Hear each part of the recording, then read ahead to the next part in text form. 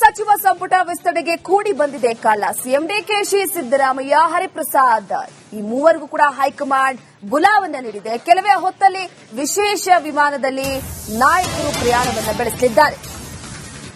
ಸಂಪುಟ ವಿಸ್ತರಣೆ ಯಾವಾಗುತ್ತೆ ಅನ್ನುವ ವಿಚಾರಕ್ಕೆ ಸಂಬಂಧಪಟ್ಟಂತೆ ಅಂತೂ ಇಂತೂ ಫೈನಲಿ ಕಾಲ ಕೂಡಿ ಬಂದಿದೆಯಾ. ಈಗ ಪಟ್ಟಿಯನ್ನ ಫೈನಲ್ ಮಾಡೋದಕ್ಕೆ ಹೊರಟಿದ್ದಾರೆ ದೆಹಲಿಗೆ. ಈಗ ನಾಯಕರುಗಳು ಹೈಕಮಾಂಡ್ ಜೊತೆ ಚರ್ಚಿಸಲಿದ್ದಾರೆ. ಸಿಎಂ ಸಿದ್ದರಾಮಯ್ಯ, ಬಿಕೆ ಹರಿಪ್ರಸಾದ್, ಹಾಗೆ ಮತ್ತೊಂದು ಕಡೆ ಡಿಕೆ ಶಿವಕುಮಾರ್ ಅವರು ಪ್ರಮುಖವಾಗಿ ಈಗಾಗಲೇ ಸಾಕಷ್ಟು ಜನ ಕಾತುರದಿಂದ ಎದುರು ನೋಡ್ತಾ ಇರುವಂತದ್ದು ಯಾರಿಗೆ ಒಲಿಯುತ್ತೆ ಸಚಿವ ಸ್ಥಾನ.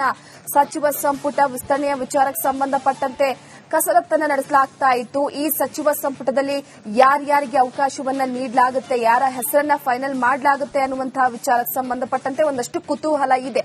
ಅಂತೂ ಇಂತೂ ಫೈನಲಿ ಈಗ ಸಚಿವ ಸಂಪುಟ ವಿಸ್ತರಣೆಗೆ ಕಾಲ ಕೂಡಿ ಬಂದಿದೆ.